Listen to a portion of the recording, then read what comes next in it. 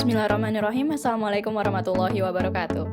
Halo teman-teman semua, welcome back to The Uplifting. Sebelumnya jazakumullah khairan katsiran untuk teman-teman KCI Safe Stay Sebi yang udah mengundang Hani membersamai Sri Kandi Time hari ini dengan tema Upgrade Yourself during Ramadan to Build Your Quality in the Future. Yang lain banget nih sama uplifting kali ini, yaitu kembangkan potensi, raih mimpi.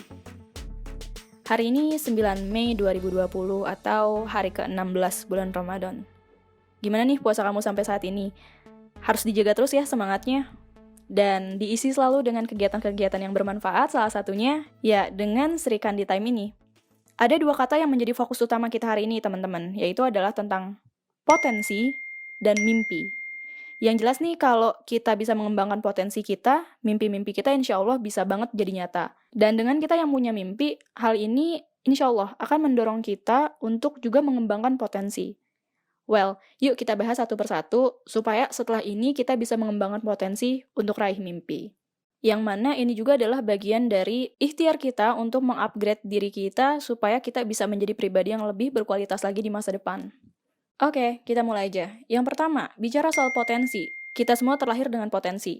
Beragam warna yang nggak selalu sama, tapi indahnya tuh Masya Allah, luar biasa. Artinya di sini kita nggak perlu sebenarnya merisaukan potensi yang orang lain punya, tapi kita nggak punya. Karena tadi, setiap orang punya potensinya masing-masing. Setiap orang punya warnanya masing-masing. Setiap orang punya uniqueness-nya masing-masing. Tugas kita ini ya adalah memaksimalkan potensi yang ada di diri kita. Anyway, kalian udah pernah dengar soal grit belum? Jadi, ada sebuah studi nih dari Profesor Angela Duckworth. Beliau ini profesor psikologi dari University of Pennsylvania yang membahas tentang kunci untuk meraih sukses. Yang dimana ini erat banget kaitannya dengan potensi yang lagi kita bicarain sekarang. Sebenarnya kalian bisa banget baca hasil dari studi ini. Jadi beliau itu buat buku judulnya Grit, The Power of Passion and Perseverance. Oke, sebenarnya grit itu apa sih? Dalam bahasa sederhananya nih, grit ini bisa kita maknai sebagai kegigihan untuk terus berjuang mewujudkan impian di tengah beragam masalah dan tantangan, yang dimana terus punya motivasi dan daya resiliensi untuk merealisasikan impian hidup yang diangankan. Grit ini adalah mereka yang terus berjalan ribuan kilometer meski badai tantangan terus menghadang. Grit adalah mereka yang terus melakukan continual improvement sambil bergerak maju. Jadi setapak demi setapak, selangkah demi selangkah untuk wujudkan impian mereka. Grit ini bukanlah mereka yang malas bergerak, mager, atau berjalan tanpa arah. Atau berjuang tapi di tengah jalan tuh kayak nyerah gitu. Terus cuma bisa melamun. Nah itu bukan grit tuh. Terus grit juga bukan mereka yang cuma baca-baca, terus nggak pernah mau dipraktekin dengan gigih gitu. Atau nggak mau berjibaku tanpa lelah. Jadi skillnya ya di situ-situ aja gitu. Nah, ini bukan grit, teman-teman. Di bukunya ini, Profesor Angela Duckworth itu menulis tentang 4 elemen kunci yang akan membuat kita bisa merawat grit itu sendiri. Yang pertama adalah passion. Passion ini adalah kita mencintai apa yang kita lakukan. Kalau misalnya kamu masih bingung nih soal gimana cara nyari passion, sebenarnya lakuin sebanyak-banyaknya hal positif, hal baru yang belum pernah kamu coba sebelumnya. Nanti kalau kamu ngerasa, oh ini gue banget nih, oh ini rasanya nggak bosen-bosen nih ngerjain ini, nah itu bisa disebut dengan passion. Yang kedua adalah deliberate practice. Jadi ini maksudnya praktek gigih tanpa henti. Kemudian yang ketiga, sense of purpose, yang kita pasti punya lah ya, karena kita sebagai muslim pasti yakin kalau kita dilahirkan di dunia ini tuh dengan tidak sia-sia, pasti ada maksud tertentu. Makanya sense of purpose-nya harus dihidupkan. Kemudian yang keempat adalah hope, atau harapan. Ini small steps yang dimana kita nggak terjebak dengan hidup yang tidak ada harapan. Gitu. Jadi kita hidupkan harapan itu di hidup kita. Dengan 4 elemen tadi yang disebutin, ini Hani yakin banget nih kita bisa memaksimalkan potensi diri kita. Jadi yuk latih untuk terapkan grit ini di hidup kita. Well, kita move ke pembahasan tentang mimpi. Anyway, kalian pernah denger nggak sih katanya kalau mimpi dan cita-cita itu berbeda? Jadi, mimpi itu hanya ada di imajinasi, sedangkan cita-cita itu sudah baik terencana. Dan kita sudah bukan waktunya lagi bermimpi, tapi kita harus mengejar cita-cita. To be honest, Hani sendiri nggak setuju dengan statement itu. Karena buat Hani nih, bangun impian itu rasanya luar biasa gitu. Karena tadi ada imajinasi yang berperan. ada hal-hal yang mungkin di luar nalar nih, tapi ini bisa banget gitu untuk terjadi. Karena kalau Hani sendiri sih berpegang pada bahwa mimpi adalah kunci untuk kita menaklukkan dunia. Ya, kayak lirik lagu ya. Mimpi adalah kunci untuk kita menaklukkan dunia. Mungkin di satu sisi ketika kita bermimpi kita akan ngerasa, ini mungkin nggak ya? Ini bisa nggak ya? Yang di sini kita harus yakini bahwa ada kuasa Allah yang Allah pasti bisa banget membuat impian kita ini jadi nyata. Oh ya, kalian udah pernah dengar tentang menuliskan 100 impian belum? Atau malah udah menuliskan 100 impian tadi? Sharing sedikit nih ya teman-teman. Jadi Hani juga baru-baru ini nih, lebih tepatnya awal 2019 lalu mulai menuliskan mimpi. Awalnya tuh karena terinspirasi dari salah satu sahabat Hani yang wah, Masya Allah gitu kan. Akhirnya ya udah Hani coba nulis 100 impian. Ini susah teman-teman, to be honest. Karena waktu itu Hani tuh stuck di impian ke-63 atau 65 gitu. Intinya kayak yang ini apa lagi nih gitu kan. Sampai ditunda dulu beberapa hari, terus dituliskan lagi sampai akhirnya dapet juga gitu kan 100 impian. Nah, terus realisasinya gimana? Ini setiap orang pasti beda-beda, teman-teman. Kalau cerita dari sahabat Hani tadi, satu persatu impiannya itu tuh bisa terrealisasi. Nah, kalau Hani sendiri, sebenarnya to be honest, impian itu tuh satu persatu tuh Hani coret, gitu. Tapi dicoretnya itu karena memang terrealisasi. Jadi ketika terrealisasi, ya impiannya itu dicoret, gitu. Alhamdulillah. Malah beberapa tuh ada yang bener-bener kayak di luar prediksi Hani gitu loh, teman-teman. Hani nulisin impian yang mungkin tercapai sekitar 3 atau 5 tahun lagi, ternyata beberapa bulan tuh terwujud gitu kan, Masya Allah banget. Waktu itu juga yang luar biasa lagi, Hani nulisin impian tentang Hani pengen ke Jerman, pengen ke Eropa, naik kereta gitu, kayak film Harry Potter gitu kan.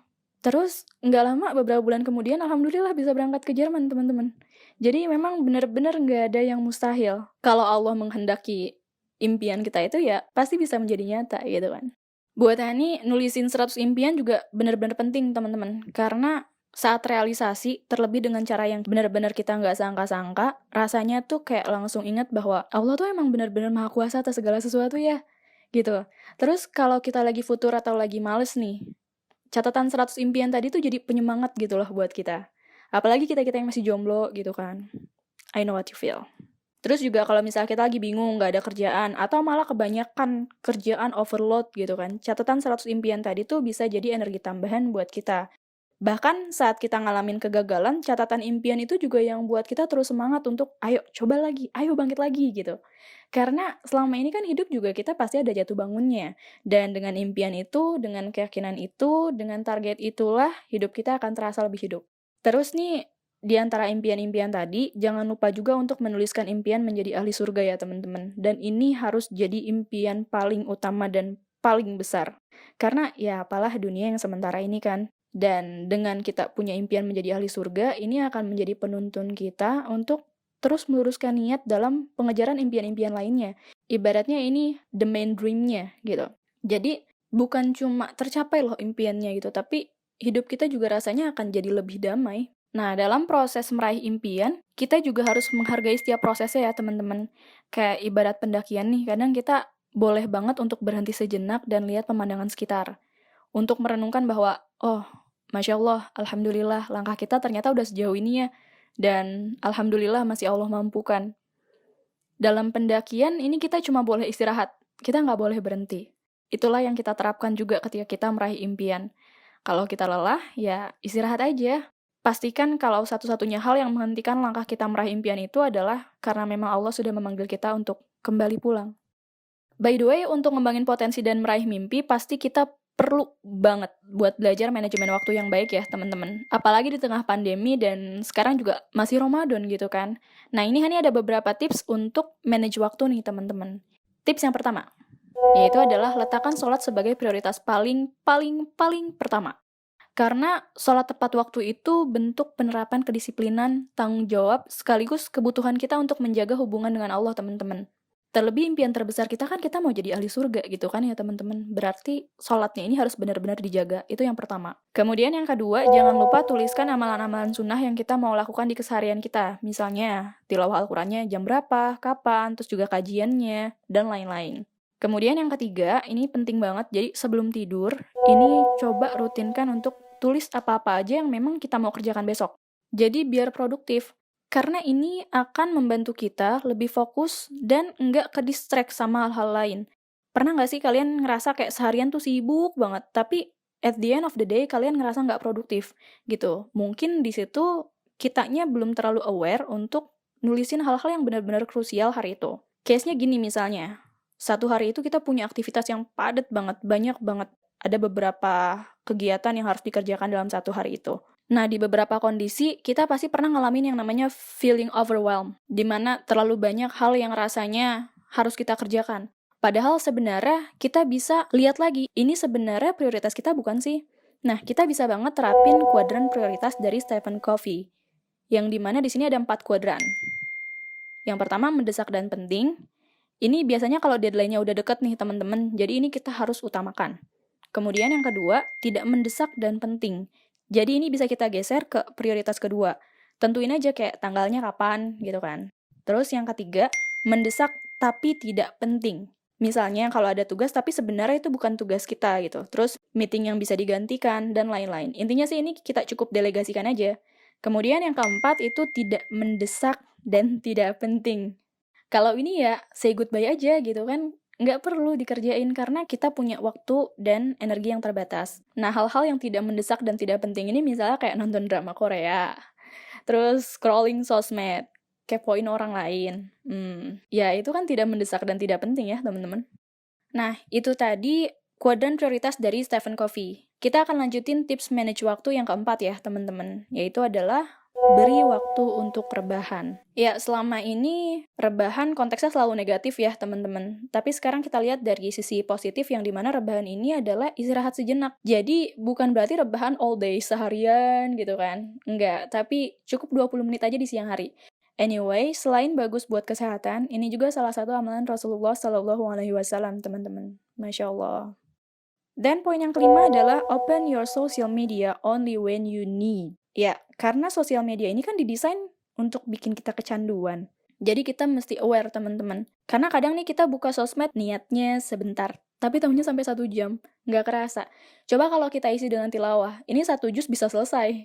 Apalagi di bulan Ramadan ini kan. Dan lagi sebenarnya sosial media ini bisa drain energi kita banget, teman-teman. Jadi energi kita tuh bisa habis karena sebenarnya sosial media itu kan stage panggung untuk orang-orang bisa show off diri mereka masing-masing. Kita sebenarnya bisa ngerasa insecure gara-gara tadi terlalu sering ngelihat stage-nya orang lain.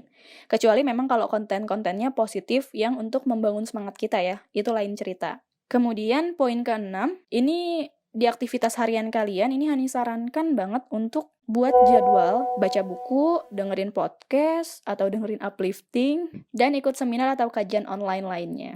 Semangat untuk mengembangkan potensi dan mimpi kita ya, teman-teman. Kita memang punya zona waktu yang berbeda, perjalanan dan perjuangan yang nggak selalu sama, tempat yang juga berbeda.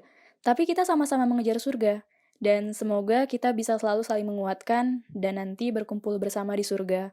Amin Allahumma amin. Well, kita cukupkan dulu uplifting kita pada hari ini. Kalau kalian suka video ini, jangan lupa klik like dan share, biar ini bisa jadi amal jariah untuk kita semua. Jangan lupa juga untuk subscribe dan nyalahin loncengnya, supaya kamu gak ketinggalan video-video uplifting berikutnya ya. Oh ya, Hani juga terbuka banget untuk diskusi. Kalau kamu punya kendala dalam mengembangkan potensi atau meraih mimpi, kamu bisa sampaikan di kolom komentar, biar nanti Hani jawab di sana dan bisa jadi kebermanfaatan. Insyaallah. At the end, jazakumullah khairan kathiron. Assalamualaikum warahmatullahi wabarakatuh. See you teman-teman.